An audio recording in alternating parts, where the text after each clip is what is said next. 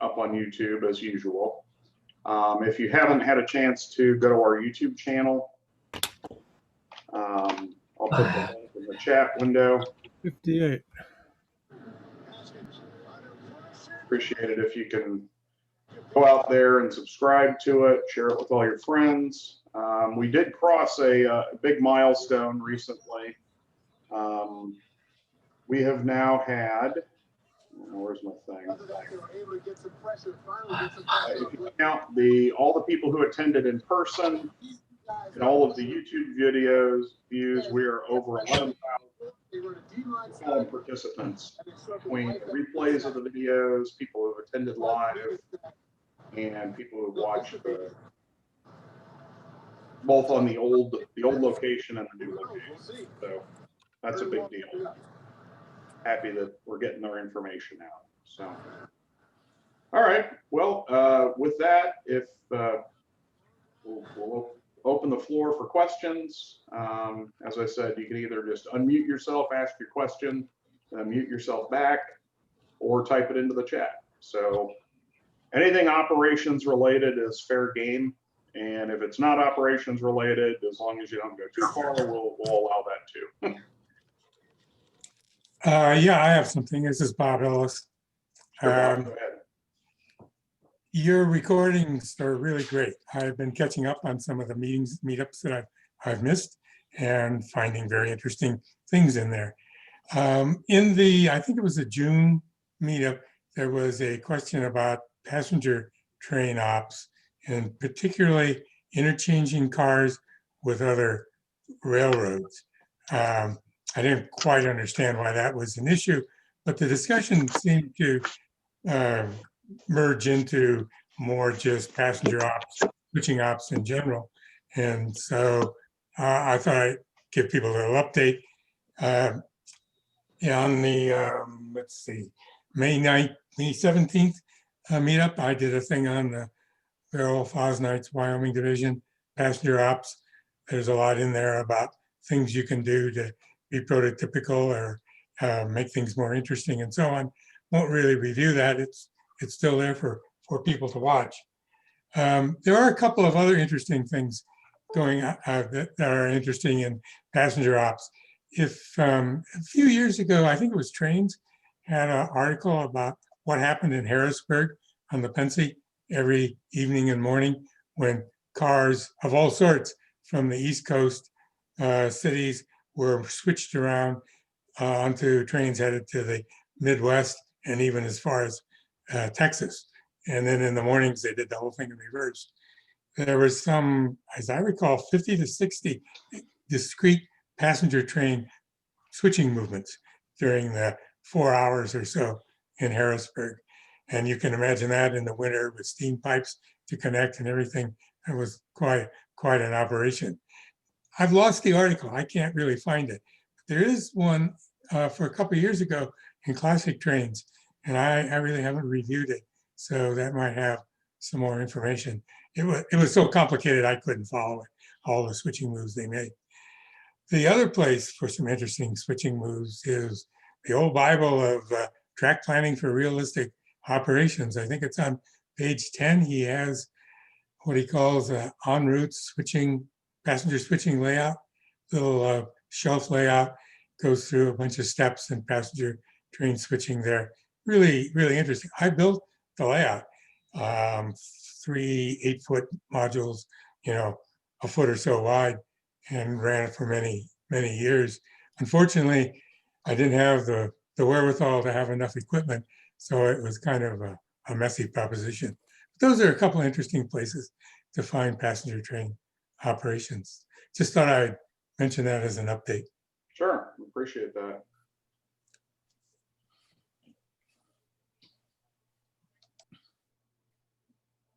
All right, who's next?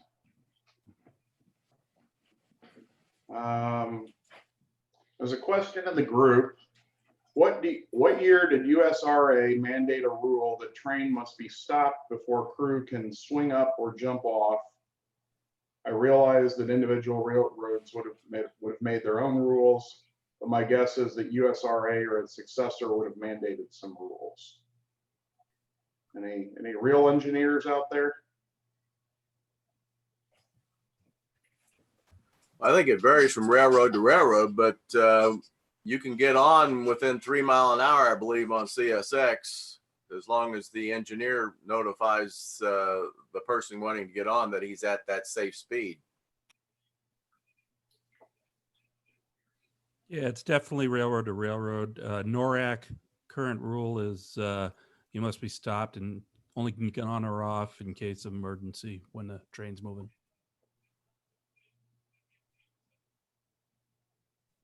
Okay.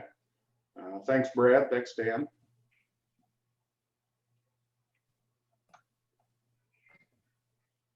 To Rich, did you hear that? Were you able to hear that, Rich?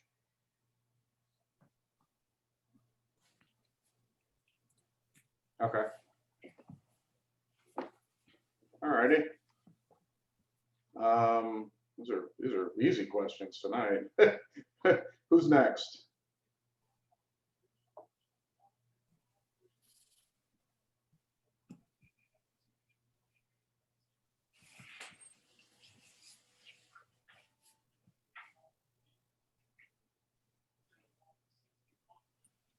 How many operators require the crews to use their horn signals, like 2 to go forward, 3 for backwards, 1 for stop? How many layout owners require their operators to do those when people are switching? And then I'd tack on to that, Tom, what happens if you don't have sound equipped engines? You have to go toot, toot, toot, or you have a Good reply. It's a great question. And I really would like to see a kind of a summary census or something like that. I know on the Wyoming division, it's just up to everybody, and most people don't, in part because there's so many trains running. The toot toots get pretty obnoxious unless people have the sound turned down. So many people don't realize that to see a train the size of our trains, you're a long ways away. And so the toot toots are not very loud. I try to do it. I even try to do it for road crossings and so on, but it doesn't get much traction. Joe Berger on his Great Northern was having people for a while hold up the number of signal or the number of toots, if you will, by the engine or by the caboose, the little caboose whistle. You know, you hold up a 1 or you hold up a 2, because he was using the sound at first, but he have 25 people down there, and it got pretty loud, and it was kind of hard to tell what was what. And he also had the rule that the engineer and conductor could not speak to each other unless the train was stopped, because they would have to walk the length of the train to talk. You see a lot of people, you know, operating, and they're talking back and forth, and that's fine if you have a radio or something like that. But back in the days of steam or dark and quiet territory, I don't know how you would call it, you know, you don't have a radio. So that got pretty fun. Some of the hand signals were not just the correct number or type of fingers being held up. Let's see. Bill Grierson says, I use whistle signals. There are whistle posts located where appropriate. The various signals, and I think this is important, various signals are noted on the back of the engine card. Because not everybody is a railroader and not everybody remembers which signals you want to hear, you know, 3 toots or 1 toot or whatever. During switching, I don't require a stop signal, only forward and back.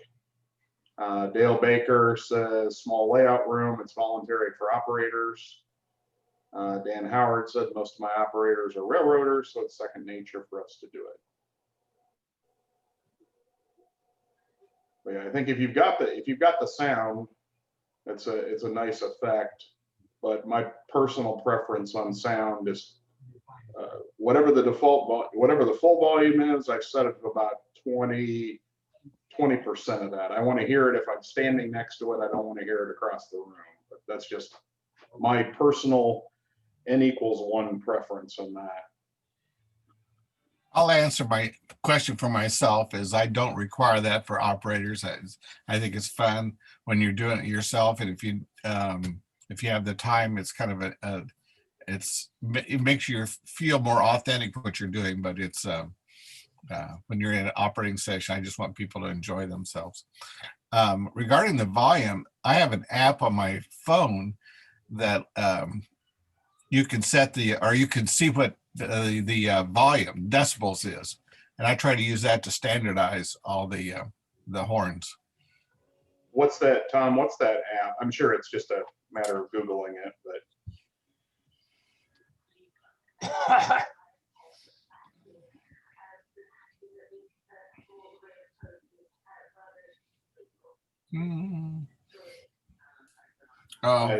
It's SBL meter. SBL meter? Yeah, Sam, Peter, Linda meter. Studio 6 digital. The SPL is sound pressure level. All right. Is that Android or iPhone that you're using there? Tom? iPhone. That's an iPhone. I'm sure it's available. I'm sure there's something equivalent on Android. But okay. Let me just flip through the questions here. So, question for that, Eric. Tom, how high a level do you set your sound at? What dB level? It probably depends on the engine as to, because there obviously no standard, you know. Okay, the ambient level right now, without me talking, is about 65 decibels. And I set this, my recollection is I'm setting the horn to be at about a 75. So it's about a rise of 10 decibels there. Right. 10 dB is typically considered the audible difference for sound over the ambient background, like for music or audible recordings. Yeah. Minimum of 10 dB. Right. And remember that the decibels are, if I remember right, they're logarithmic. So They are. They're 10 powerful. decibels is actually, you know, it's not, you know, it's a order of magnitude louder. So 3 dB is a doubling in the actual pressure level in the air. So every 3 dB, you double the sound pressure level. Yeah. My granddaughter can hit about a 97. You know, related. 85 is what OSHA allows. So guys, we're getting to the point of 60. I'm surprised, Tom, that 65 is what you get in your room. In a quiet room, I would think it'd be more like in the range of 50 to 55. yeah, but in theory, 85 to 65 is 100 times louder. So Yep, that's right. that Absolutely, seems like Eric. I'll have to go test mine now that Thomas suggested that. Well, So, the conversation is about 65 here. Okay. Yeah. You look at a basis of a quiet room because that's where you start with your background ambient, and it should be in the range of 45 to 50. Right. And then conversations will make it upwards to 60 to 65. And when we did, go ahead. Yeah, and actually when the locomotive is on, the engine is running, the phone is just sitting right next to the track, and usually with a idling engine, it's probably about 65 decibels. So then when I hit the horn, I like to cut it off about 75. Okay, well that makes a big difference in regards to the way that you're setting up your system as compared to the background ambient, Right, which is And much just- lower. And just curious, Tom Kane, where does that work out to on like a volumes? You know, if it's 0 to 255 on the like the CV, where does that typically end up? I have no recollection. Okay.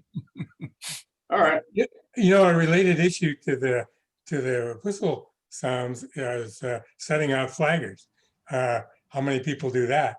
I know in the Wyoming division, there are a whole bunch of little caricatures of a guy with a red lantern, and the base has contacts. So you set them on the rails and the little red light lights up And people are pretty good about setting that out when they're blocking the main, if they're switching and so on. It's a pretty neat little operation. They're also useful because they draw a little power, so you can show visitors how the signal systems work as the train moves through the various routings and so on by setting the little guys down in different places. So that's kind of a neat thing, and very useful, by the way, because you go around a corner on the peninsulas, and unless you're running up ahead all the time, you don't know what you're going to run into, even with the block signals. So.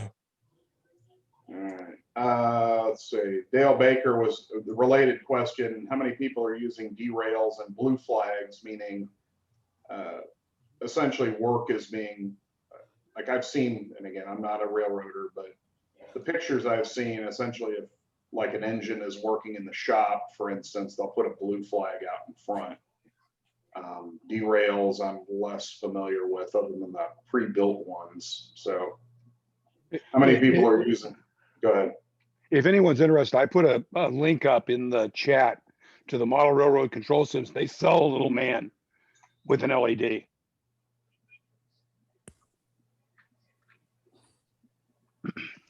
Yeah, I think I've seen the little cardboard flag man. I've used those several different places that you have to put in front and back of your train while you're switching. I don't know how common those are, but blue flags and derails, I haven't used those. I've used the flag man before. Yeah, I've got a version of the flagman where I just supply blue LEDs instead of red, and a number of people use them for blue flagging. Burr, I think, is one of the lead. Yeah, I was just going to say, people love that. You've got an LED blue flag there blocking the industry, so you have to decide whether it's safe to go in there or not. I built 2 or 3 of the LED flagman, used them on the modular layout and the club layout. All 3 of them eventually died due to being run over by the train that they were supposed to be stopping. Yeah, those cardboard flag men have an awful high mortality rate. So 3 days off being a cup. all right. Eric, actually, we do use on the Port of Catoosa, we use blue flags and derails. I'm switching over now to the Details West derail, the small ones that actually fit in between the rails that you can flip over. Our last operating session, I had one guy tell me after the session, he goes, "Man, I kept running this one track and the cars were derailing and derailing." And I said, "Well, did you throw the derail on it before you went over?" He says, "What derail?" I said, "Well, look, there's 2 signs. There's a sign on the fascia, and if you look in there, there's a yellow derail." And he says, "Oh, that's why." Dale, is it the one that I'm sharing to the screen right now? Yeah, that's it right there. They work great. They work great. I bought 3 of them, and I've got 2 of them in now. I'm gonna put the 3rd one in. I'm gonna order the rest because we do use derails. Being a small layout that operates, we have to look for ways to spread our session out, make it a little bit longer, and we use whatever trick we can. So with the blue flags, and I'm holding one in my hand right now, the operators actually have to call in by radio to get the blue flag removed. And normally I'll go sit in the crew lounge while they're operating because we do have a small layout room.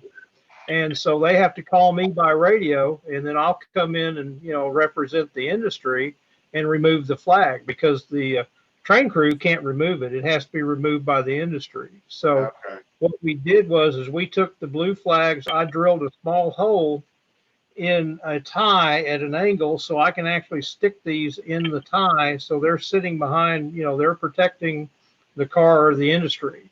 So no, it's working out pretty good. All right.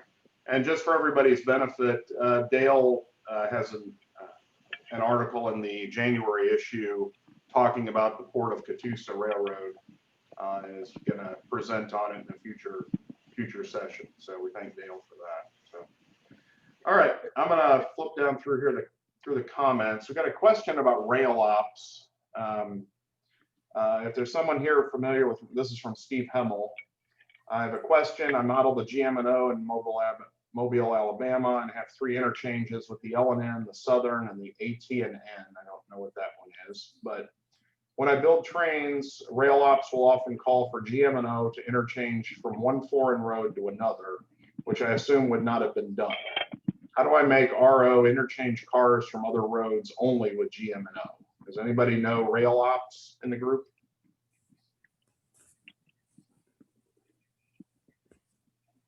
Yeah, there's a guy.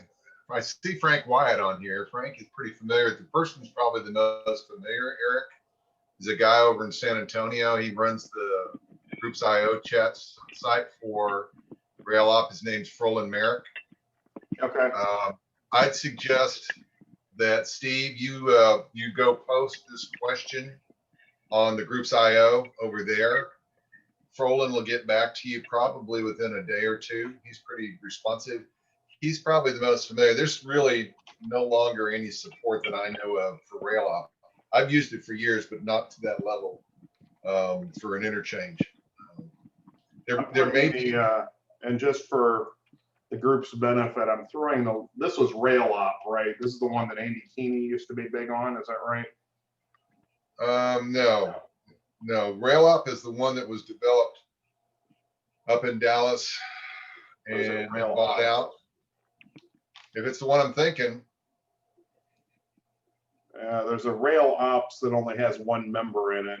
No. So RailOps is a program that was developed during the late 90s, and Thank you. The gentleman that developed it sold it. A lot of us in the Texas area, up in the Midwest, have used it. Tulsa has some people, I think, that use it. Houston has a lot. A lot of people have converted over to JMRI. It's very similar. Yeah. Okay. All right. Well, sorry we can't get you something specific there, Steve, but at least we've got a pointer. I think I know the name Froland Meyer. Froland Merrick. Merrick? Okay. Yeah.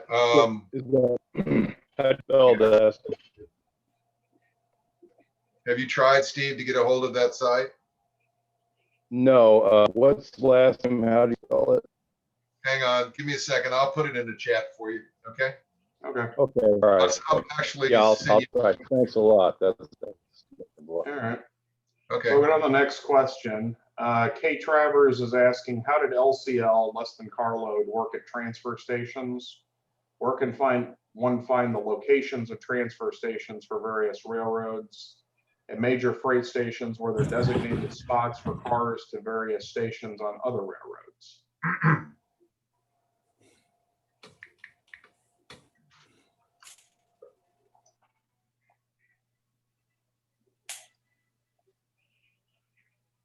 So it sounds like, did LCL basically work like you're essentially transferring from one carrier to another, to another, to another?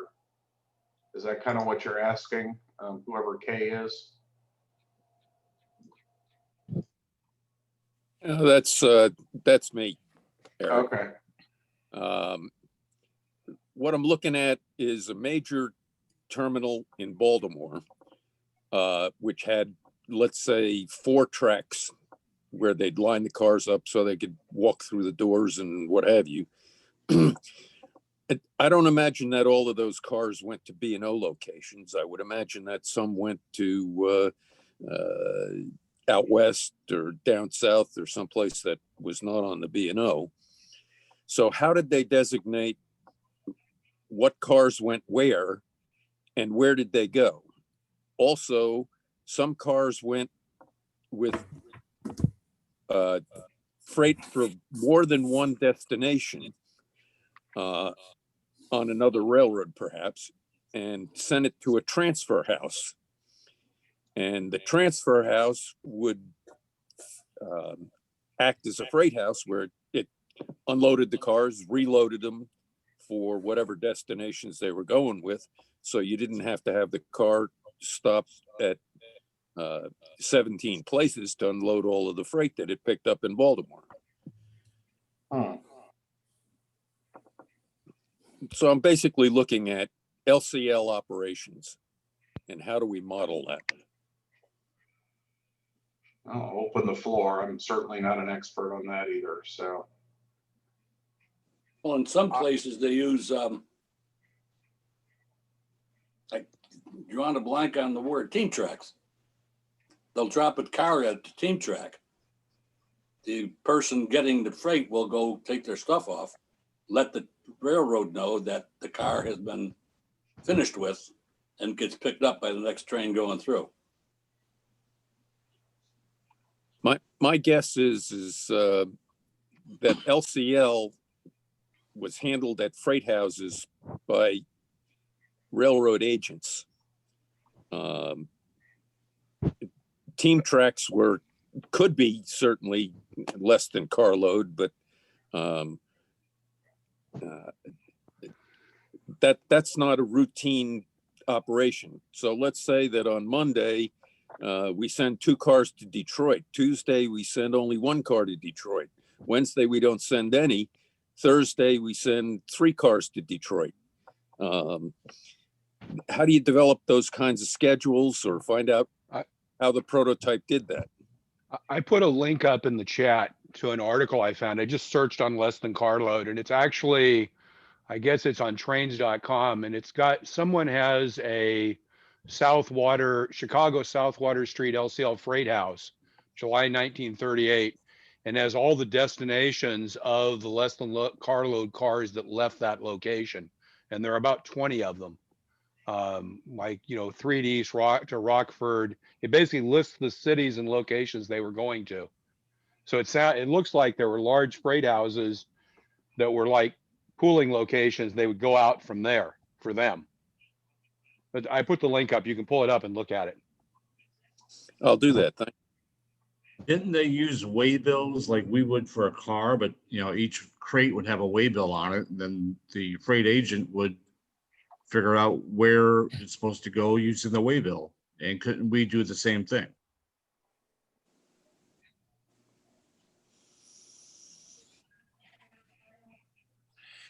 This is Chuck here in Hot Springs.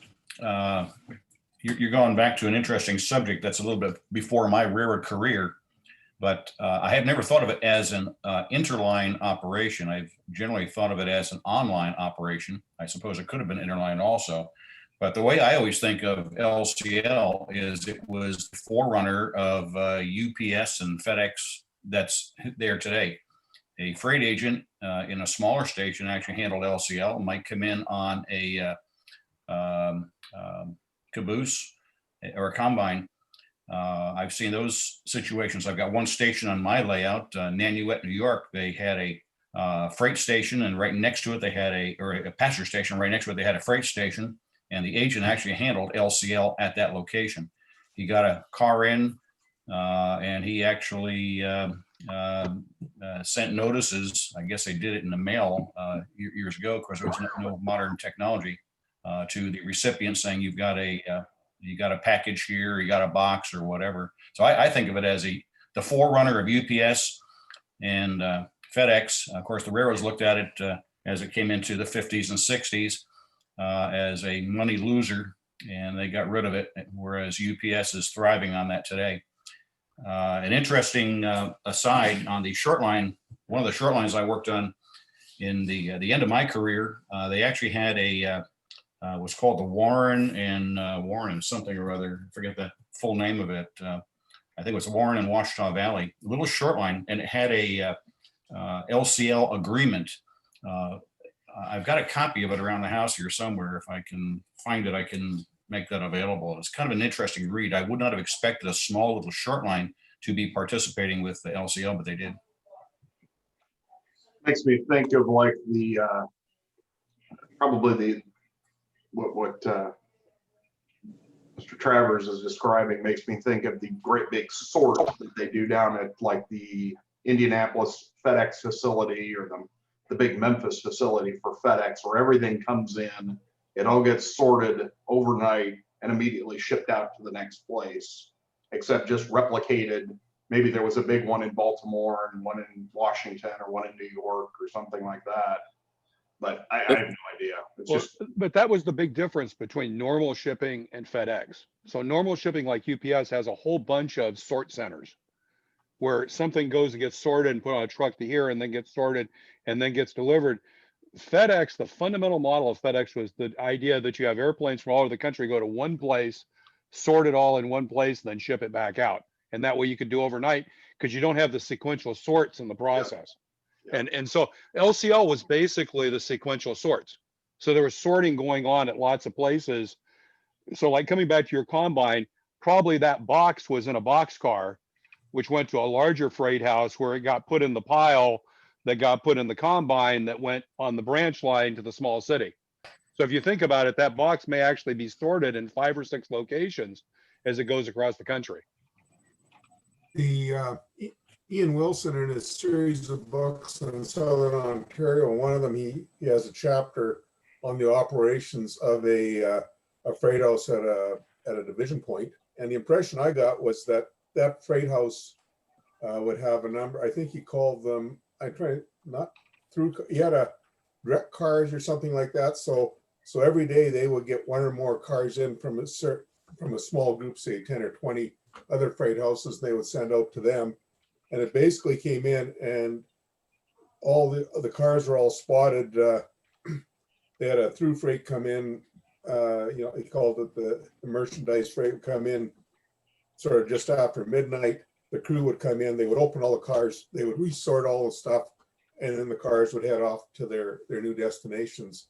But they were given so many hours to get the resort done, including loading what he called the way cars that went on the branch line runs, which stopped at every small town along the way with 1 or 2 packages per town. So I think from a given freight house, you would probably have a certain set number of destinations, like Travers is saying, on the B&O or Baltimore, you might have had going to Washington, DC, going to Pittsburgh, going to Detroit, going to Chicago. And it might be 1 car a day, might be 5 cars a day, or whatever. all right. Well, in the 50s, the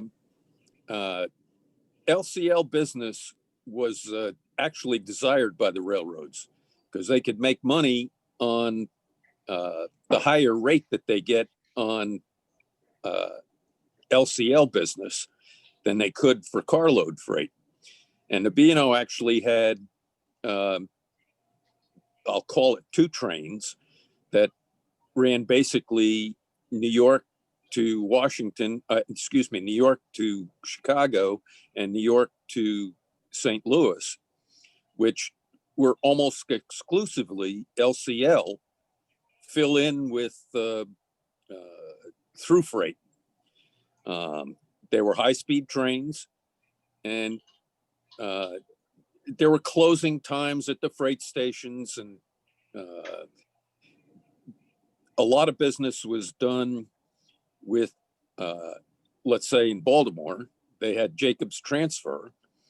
So you had all of the operations in town that they would pick up from, bring to the freight house, load onto the LCL cars, and send them out, and vice versa, deliver freight through. At one point, Jacobs Transfer, or it was Blue Line Transfer when the B&O owned it, and they sold it to Jacobs Transfer in about 1953 when they were finding that labor costs were just getting too high, especially on the trucking side of the business, as well as the investment in trucks. And probably late 50s, early 60s was when that business was ceded to the trucking companies. All righty. It's good discussion. On a Thanks, related tight. Hold on. All right, Richard, go ahead. Okay. I had a buddy that worked for one of the big lumber corporations and out of the sawmill. And what they would do is they would load cars with a certain product and stick it out on the line. And it was basically cruising. It didn't have a destination. And then the sales staff would get busy and they would sell the load of lumber. The car would then be picked up and routed to that or a car with that type of lumber closest to the order would be sent off to the guy and he got quick delivery. And in the meantime, they didn't have to pay for a warehouse to store this lumber. The equivalent of a traveling salesman or something like that. I've never heard of that. But that's definitely unique. So Well, they were rollers. Lumber is produce, the same as a produce car. So a carload of lettuce, and you were allowed 2 stop-offs or 2 diversions. So you could ship a carload of lettuce out of California for Detroit, but yet you were allowed 2 diversions. And if you didn't get it sold by the time it got to Detroit, you'd have to rebill it. And then it would either go to New York or to go to Toronto. But produce, that's the way produce, they were just rollers. Lumber was the same thing. Lumber is produce. You don't manufacture wood. In them days, they grew it. And you were allowed 2 diversions. And they would be rollers. That sounds like the same thing. I wanted to say that you could have a lot of fun with this LCL thing if you had little paper cards for different packages, and you could go into a station, a rural station, and the number of packages that were in your car card would determine how long you needed to hold the car at the freight house. And I understand LCC is about to have a time module, so you could even have a button on the panel and push it the same number of times that you have packages in that LCL box car, and that would be how long you had to hold the car. Anyway, just thinking, this sounds like it could be fun operations doing LCL with a different type of card inserted in the car card or attached to the waybill. yeah, I'm just let me get through the comments here. There's sort of working back. It looks like there are some. Steph Newman said there's an article out in an old OPSIG journal about a fruit clerk and rollers, and there may be something out in the old issues, which if you're an OPSIG member, you can browse through the tables of contents and so on online. There is no searchable index right now, but you can at least see all of the tables of contents.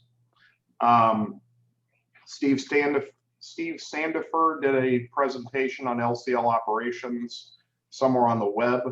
Do a Google for him. Bruce Morden says Kalmbach has a book called Express and Mail Merchandise that has chapters on LCL and transfer houses. Jeff Robertson, CN and CP had their own truck divisions. They would have handled the bulk of their own LCL at the time. There was a question about REA, Railway Express Agency. It ended in 1994, or no, ended in 75. Let's see. Let's go back. I thought I saw another question here. Okay, let's go to this one. I think we've got the grade 2 to 3% is typically about the most you want to do. But all right, newbie question. I'm a novice building a layout. I have east staging and west staging. Wonder if those can suffice for interchange tracks, or should a layout have on layout interchange tracks too? I've never understood how to do this. So Chuck is Chuck Koch or Chuck Cook.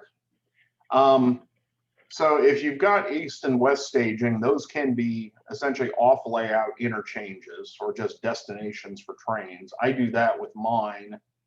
I have a CN, a CP, a UP, and a BNSF train that will pick up cars along at staging yards and either go east or west, depending on where I'm going. But it's also entirely possible to do on layout interchange tracks. There's various arrangements of how to do that. And that just works like another industry. Some people will physically take the cars off of the layout. Sometimes they will, another train will come by and get them. I'm kind of doing that with my, the car order system. All of the cars, essentially from a local industry, once they're unloaded or they're loaded, they are designated to go to one of those 4 interchanging railroads via one of the yards on the layout. So I'm kind of using that kind of like an interchange, but on layout interchanges are very common. And again, how you deal with them can vary. So we'll let that question open to the group. How do you deal with interchanges on your railroad?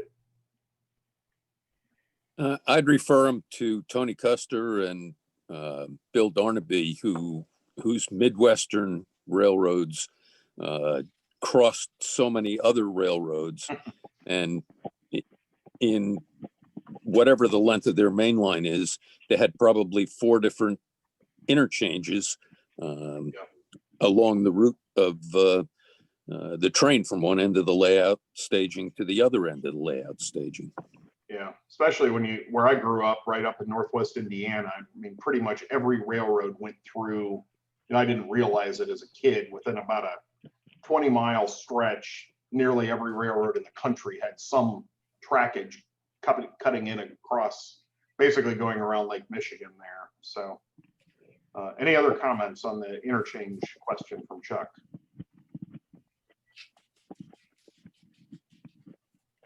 I think that it would depend on if you have a mountain railroad or not. A lot of times, like we just mentioned, Eric, in Indiana, where we're both from, you've got lots of room and there were lots of railroads going through.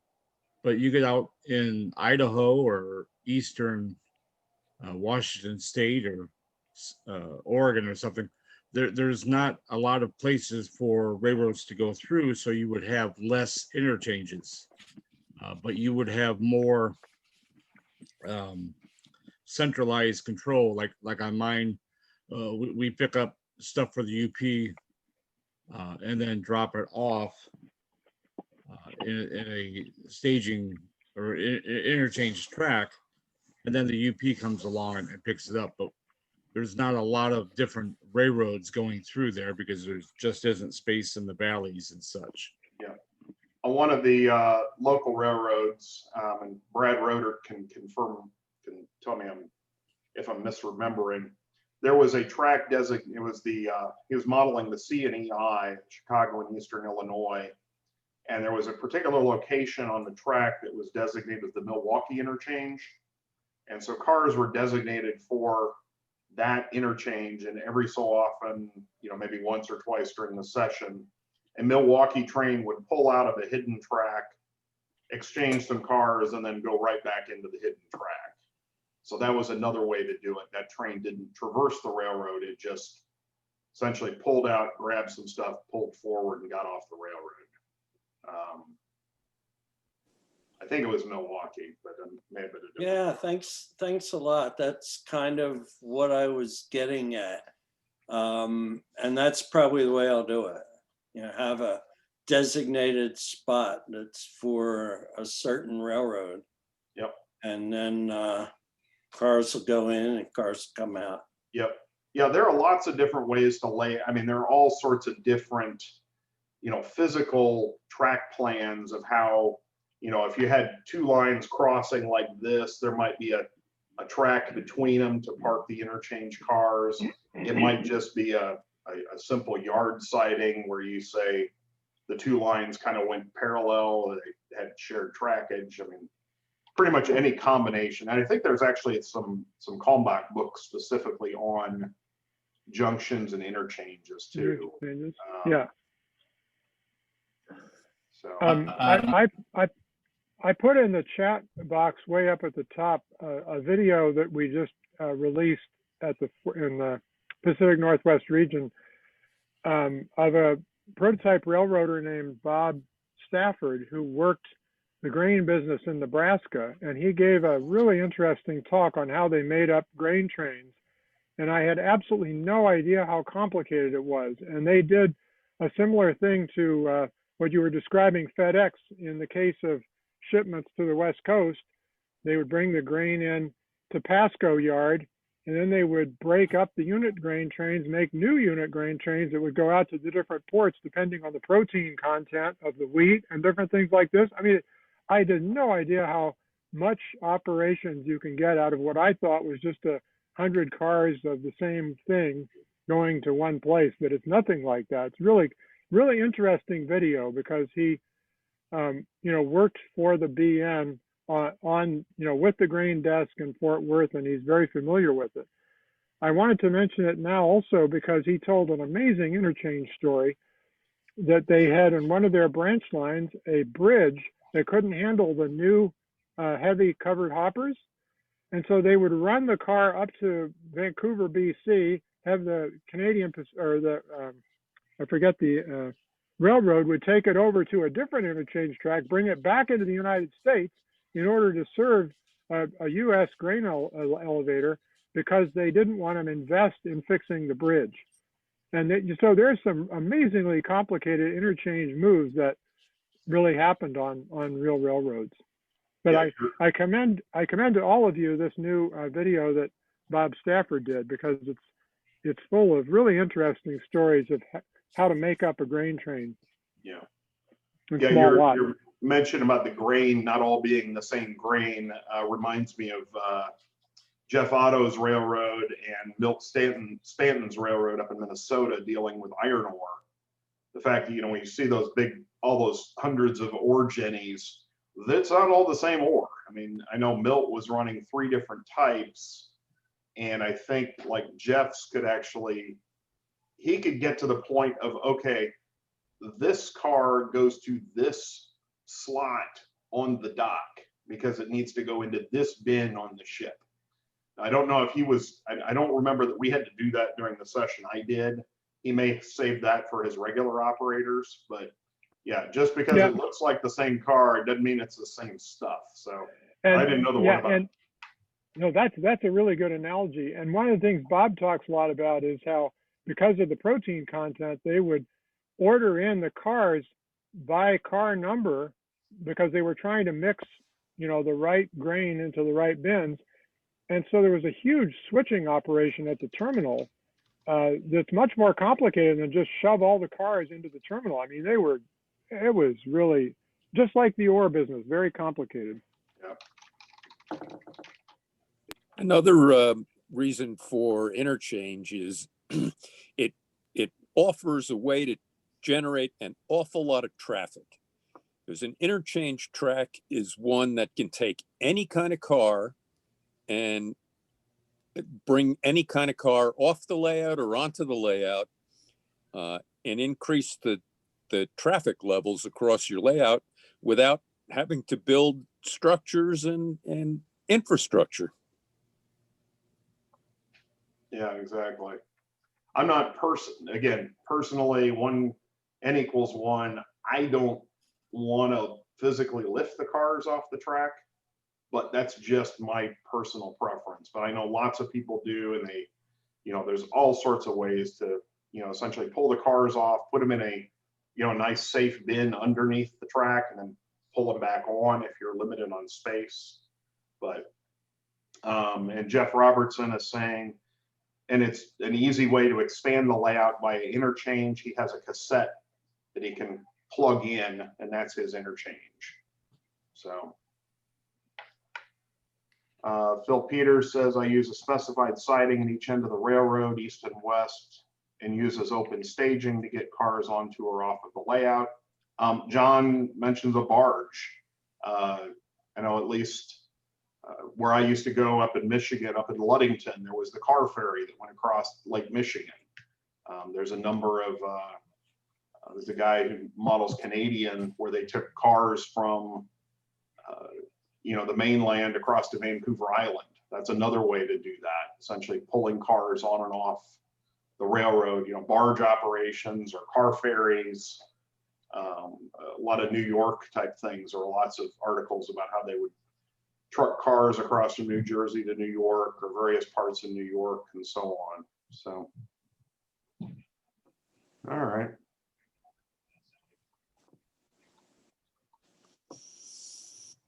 or from Tacoma to Vancouver Island. Yeah, we took the person, the human ferry went from, we took it from just north of Vancouver across to Vancouver Island. And at the time they were still putting train cars on the passenger ferries too. So,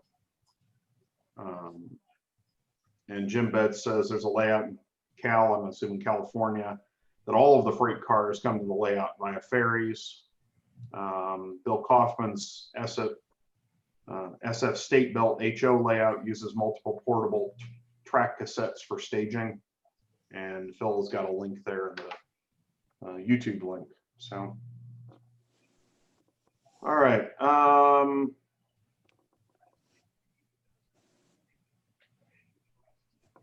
Let's see. Actually, that's a really cool layout if you haven't seen it, because it's essentially the whole layout is switching, because it's essentially the San Francisco waterfront with all the wharves, and all the cars come in essentially on cassettes as the ferries that would come in, because almost all the traffic was delivered by ferries. So it's an interesting layout from that perspective, that there's no mainline trains per se whatsoever. It's just all switching within the docks there on right on the Embarcadero, basically. Yeah, exactly. So California State operated basically a terminal railroad that received cars from all the railroads that came into San Francisco and would deliver them to a wharf for a fixed fee. And so essentially he's modeled that process. It's actually a really cool operation. I got a chance to operate it on one of the Bay Rails.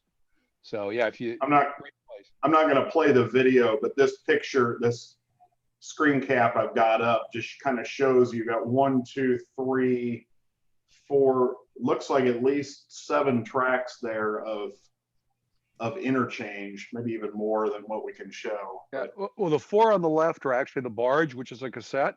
Yep. Right, and I don't know if there's 2 barges there. If those are actually, I think those are yard tracks on the right. But yeah. So the idea is as an operator, you get basically a barge full of cars, and you've got to take them off and sort them, and then move them to the right docks, and then vice versa. It's pretty cool. Yeah. It's a very intense operating layout. Yeah, I'd love to see the cartridge concept, just to see how safe and sturdy that would be. But there's a layout just like that in Denver that models the Seattle waterfront.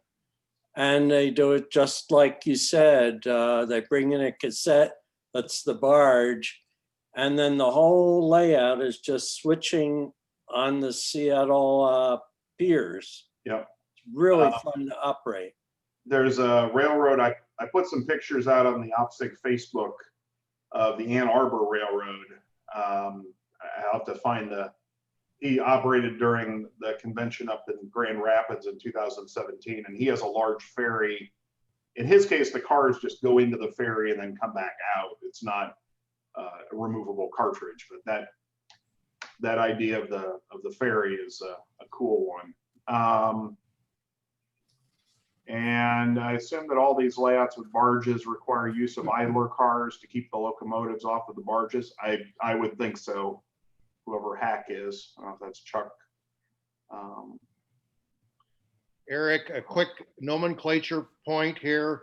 Sure, go ahead. Barges to a certain extent, car floats most certainly, but for that San Francisco Bay Area operation, only the Las Plumas of the WP in the post-World War II era was self-powered. A ferry would normally be a self-powered vessel. The others required tugs to move them around. Just I mean, they're just unpowered barges, basically, right? Yeah. Okay. Yeah. To the person asking about membership renewals, to the mail issues this fall, I've not heard anything specific about it. We have had a few cases where we've at least had a few issues that had to be resent.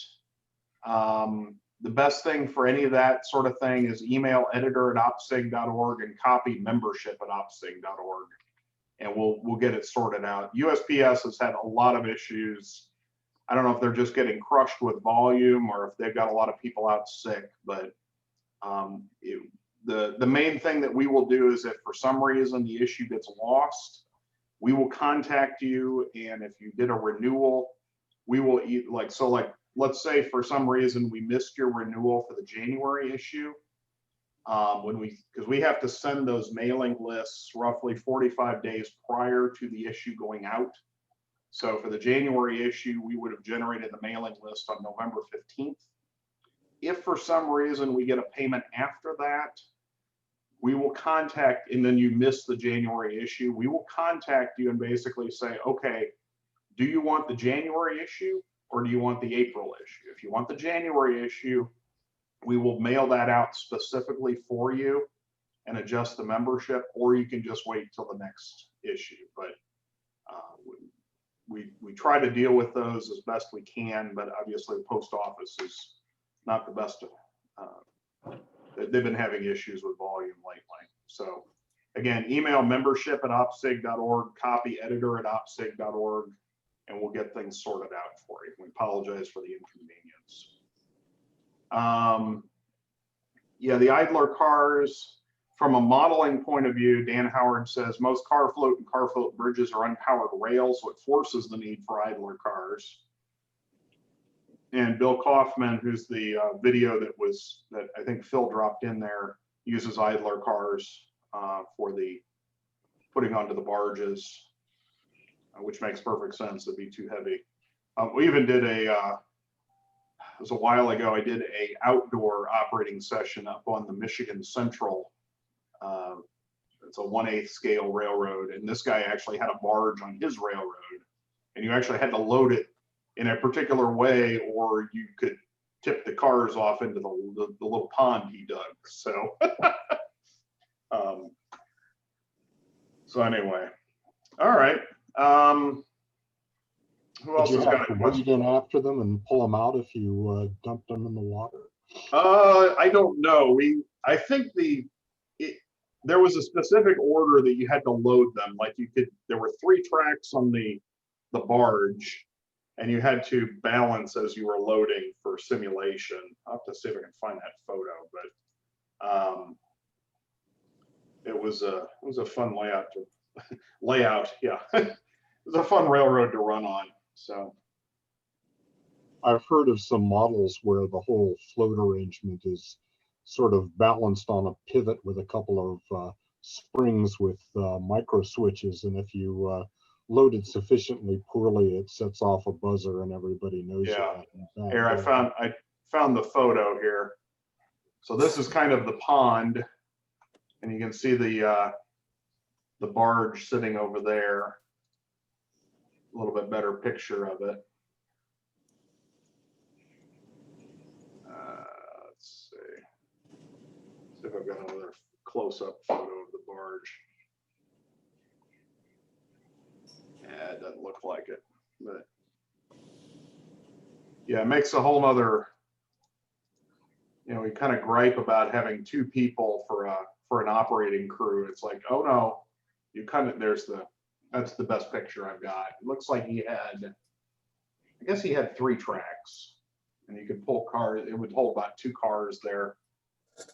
So the left side is basically the barge, and this is kind of the dock, so to speak. So a little larger implementation than HS scale. So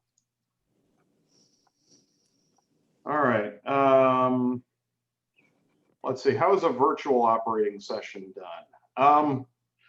Well, there's a couple different ways to do it. The main thing that's required is, or the best approach I've seen is what, and I'm sure there are other people, but a friend of mine, Bob Rodriguez out in Virginia, is doing. He basically has Raspberry Pi cameras built into, I don't know if they're powered engines, but they basically look like engines, so that the remote operators, I mean, I've done this via Zoom, can essentially see out the cab window, and he has signals and signage and so on around the trains. And the dispatcher, who is also remote, is watching a JMRI panel or a CATS panel to see where trains are at. So the big thing you have to have is you got to have plenty of upstream bandwidth. I cannot stress that enough. If you're out on a, a little tiny dial-up connection, it's pretty awful. But Seth has a link out there. If you go out to our YouTube channel, we actually went through with Bob how he did it in detail. Let me go look and see if I can find it real quick. Let's see. We also had the other one who did some of it was Dave Abelys. He's done they were doing mostly fixed cameras at the time. But what we found, at least with Bob's, is as it evolved, it was far better to deal with a train mounted camera. That was far better than worrying about where was the camera positioned. But the funny thing about it is then you end up really having to think about your model railroad from the engineer's point of view, right? If you're running a passenger train, you have to know exactly where that station is, and there has to be signage to say engine stops here so that the cars are lined up. You have to have signs along the way to say, okay, you're entering this section of track. So otherwise you really don't have any idea when you're just looking out the cab window. So, that's kind of and Rich, I have 3 screens. Yeah, the link that Phil has for speed test, again, you got to have, it's the upload bandwidth, and pretty much every camera that you want to put up, it's additional, if it's 3 meg per camera, and if you want to have multiple cameras, well, do your math. I mean, I've got gigabit fiber here at the house, so I'm styling, but that's not overly common yet. So For Zoom, you should figure at least a half a meg per camera. yeah. And then you need to have about 50% overhead. So if you've got 5 cameras, you're going to need at least 5 megabits of uplink bandwidth. Oh yeah, I'd say at a bare minimum. I mean, yeah, exactly. That's if you want it to be responsive. If it's not, then it's like, okay, if you're relying on that camera to know when to stop, you hope you don't lag, because otherwise your train might go into a wall or into another train. So, but in Bob's case, he was basically the boots on the ground. He had rigged up, and for the love of all that's holy, I don't want to hear gripes about this. He basically rigged up a connection between a family radio and his PC, which I was informed is a FCC violation for blah, blah, blah. I don't care. If you want to turn them into the FCC for connecting the internet to a family radio, go for it. It's some weird, obscure rule. But I think you could do it with Zoom on a phone if you really wanted to use that as a sort of, so he could jump to the right place on the railroad and uncouple a car. In my own case, what I'm looking forward to is being able to set up like a engineer cam for the run-through trains. I think trying to do switching from a remote standpoint, it's interesting. Pete Mulvaney that Bruce Morden's referencing, he and I actually operated on each other's railroads just when we were first getting started, and we actually did some switching, but it wasn't terribly fun. It works better. I would like to be able to add remote operators to run my run-through trains. We don't see them. They can just be added on and add more traffic, more run-through traffic when I might not have enough local operators to do it. So yeah, there's a lot of different ways. Like I said, the Raspberry Pis make a real nice. He basically built a train car out of a well car. Essentially had a little 3D printed rig with his camera and so on. But it was called the Nickel City line. Let me find this link here. I'll throw a link in the chat. So that's Bob Rodriguez. That's a guy I knew when I lived out there. So, all right. When does everyone think it'll be safe to host an operating session? I think you could, depending on how many people you need and how much space you have, there's at least one guy here in town who is doing them, requires masks, but he's got a huge base. He's got a 2,000 square foot basement, I think. So he can have 4 or 5 people in there very easily.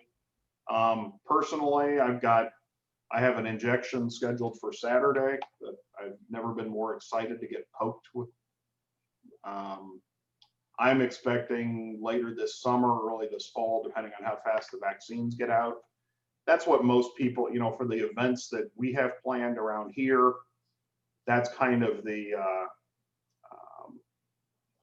that's what most people are waiting for, is to say there's a definitive fix for it with the vaccine. And obviously not everybody's going to be able to get it. I don't want to get into a debate about that, but I think the number of cases has to get tamped down pretty significantly. Phil says perhaps the right model for an operating session is to have all the engineers remote and only have a conductor brakeman with the train. That's one way to go. John is saying he has 25 operators in an 1,800 square foot basement and planning on proof of vaccination. I think that's great. But again, you're going to get people who are going to fight it. I'm a part-time medical professional. I have my own views that are based on science. And like I said, I don't want to get into that. So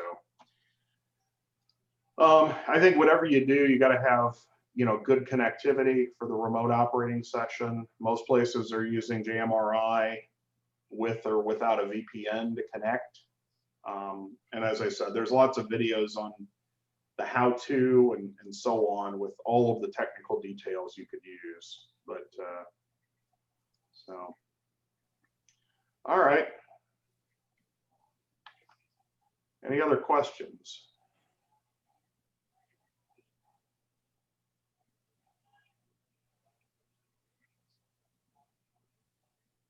Yeah, Eric, I got a question. Are you still planning CyRops? That's a good question. The next scheduled event for our area would be Three Rivers Ops, which would be roughly scheduled in April. I got a feeling that isn't going to happen. It's unless the cases come significantly down, I would not participate. I don't think most people, well, I could participate because I'll be vaccinated, but most other people won't have that option. CyRops would be scheduled for next fall, October, which I think is a distinct possibility. But depending on, I'll get in touch with our event rotates with Fort Wayne, Cincinnati, and Detroit. We will determine whether we want to try to pull off CyRops this year, and everybody will kind of get off kilter. I know Chuck White had to step down from running the Three Rivers event up in Fort Wayne because of health issues. Another guy whose name escapes me at the moment stepped up to take it, Gary Evans. John's shaking his head, so I think I got the name right. Yeah, I think that's right. Yeah. So we'll get together. We'll have to see where things are at, but I've just got a feeling April isn't going to happen. It just, unless something changes dramatically and they get vaccines out dramatically faster than they're anticipating, I just don't see it happening. But maybe the fall. Okay, we'll call this. I think I missed Jim's question earlier. Let's see. What's the best way to do a pre-ops traffic study to keep things from getting jammed up?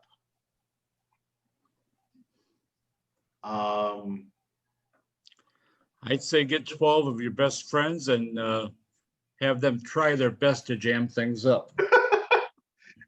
And they'll do it for you. Yeah, that'll do it. I mean, no plan survives contact with the enemy, right? Eric. Yeah, go whoever's saying. That's amazing. That's so dependent upon the individual mix of the operators. It's really hard. The best you can do is it's all about the phasing of the trains and how they come in and how they get handled. That's the bottom line. We all know that.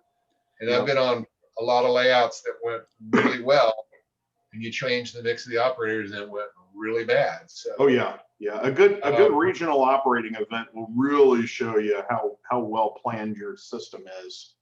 You know, you get some expert operators in along with some people who've never done it before. But what John said is absolutely right. I mean, you just got to operate it and adjust. And one of the things I always remember, we used to operate Yale Freitags layout. The key was to try and load the railroad at multiple locations when you start. So Gill's layout is set with an east-west railroad, and it had big staging yards on each end, but he also had places in the middle that allowed you to load it, so the railroad was effectively balanced from the start. And that was tough on the dispatcher, but it was good for operations. So that's something to consider. Yeah. So Another thing. Go ahead. Yeah, And but another thing would be prototype railroads get jammed up. Okay, hold on. All right, so Kay, I don't know what your first name is, Kay, but go ahead. I don't use it. Travers is the. All right, go ahead, Travers. Another thing, pre-ops is to do a string diagram. Yeah, yeah, they're hard to do, but it's if you think about the timetable, then it's like when I went through that exercise for the achievement program, it's like, oh crap, I got an awful lot of trains hitting that one point all at the same time. You know, if I went actually by a timetable, which I wasn't planning to do, but it's that's a good reminder. Let's see, we got a question. I don't want to do car cards. What's a great recommendation for building switch lists and car forwarding program? The default recommendation would be JMRI Operations Pro. Alternatively, talk to Lee Nicholas and his software that he demonstrated 2 weeks ago. You can watch the replay there. There's a number, but like I say, JMRI Operations Pro is probably the main. I mean, other than doing it yourself, I think JMRI Operations Pro is kind of the mainstay right now of most people. I'll take other suggestions. I think there's been some that have come and gone. I mean, ProTrack was one that they're gone now. There's a RailOps that we talked about earlier. And then obviously there's all sorts of roll your own type systems out there. But let's see. Hey, Eric, we had talked about our little switchman. This is one that Tom Staffus makes. And it's basically got, I'm trying to get as close as possible. If you turn off your background, it's rezzing out on the camera there. Okay. What's the status of Ship It? Is that the Shenandoah?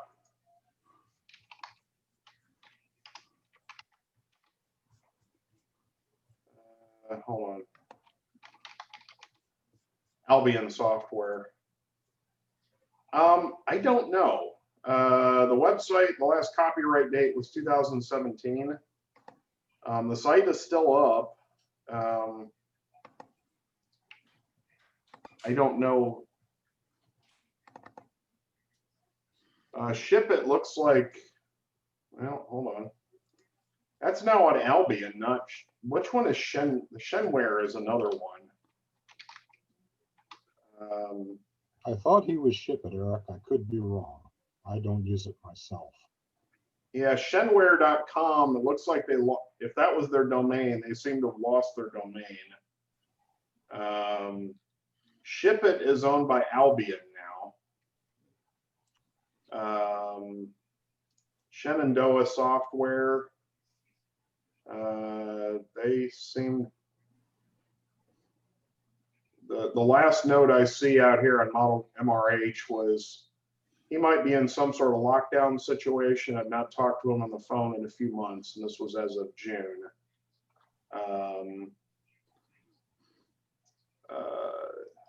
there's not a lot I can find out there, but most of it seems to have dropped off the face of the earth. So, if I'm not mistaken, they used to pull data from OPSIG for the waybills and so on, but if they had a domain, it isn't up anymore. So,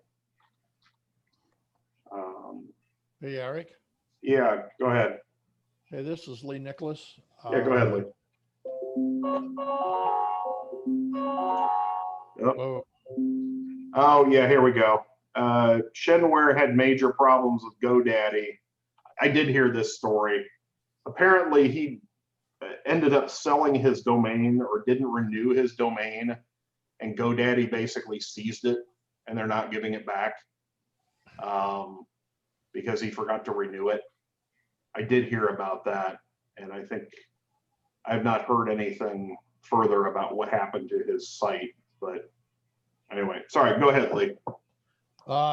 In Rel Agent Plus, which I presented a couple of weeks ago, our software, where we do our demand on our waybills with a min-max level when we generate the demand, it's easy to go in and tweak the min-max quantities or the numbers up and down.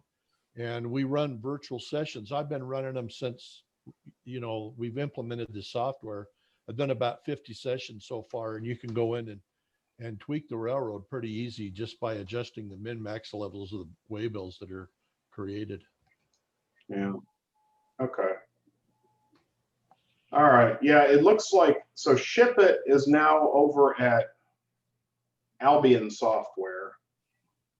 But like I said, I thought Shenware had their own software at one point, but it looks like Waybills was their software, and they seem to have disappeared now because of the GoDaddy thing.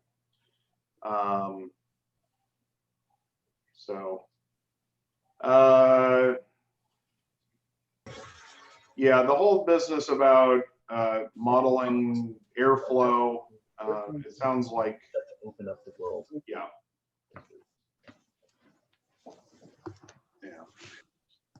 Okay. So any other questions about ops here? We're a little bit over, but seem to be having a good discussion. So my quick comment on Ship It is that I know of 3 or 4 different railroads that tried it, and they always complained about it, even though they were running it. okay. Yeah, just looking at the pictures, it looks, the software looks pretty dated, but I do software development for a living. So the copyright dates on their webpage are 2013. So that should tell you something right there, that it's, it says it's compatible with Windows 10, but they have not done a lot of effort on even updating their website. So beyond that, I don't know anything. I think JMRI anymore seems to be the de facto, I don't know, I'll call it standard or not, but it's certainly popular. So, all right. Just a quick note. We had been running these sessions every 2 weeks. Our next session is scheduled for January 3rd. Bruce Morden is going to present along with Matt Thompson. After January 3rd, we're going to go 3 weeks between our sessions. So the next one will be January 24th. Part of that is because I'm going to be on vacation. Part of it is my part-time work schedule at the hospital. We have to shift. So it kind of works out well. So like I said, next session will be January 3rd. Watch your email for publicity on it. Tell your friends. We have been filling up. Today we didn't fill up, but that's okay. The Q&As never completely fill up, but we've been running at max capacity the last couple of sessions with lots of people watching the replays. We appreciate everybody who watches. Again, the best way to support this, join the OPSIG if you haven't already. Otherwise, Merry Christmas, Happy Hanukkah, Happy New Year, and we'll see you all in the new year. Hopefully 2021 is better than 2020. So, all right. Happy operating, everybody. Take care. Thanks, Eric. Happy holidays. Thanks, Eric.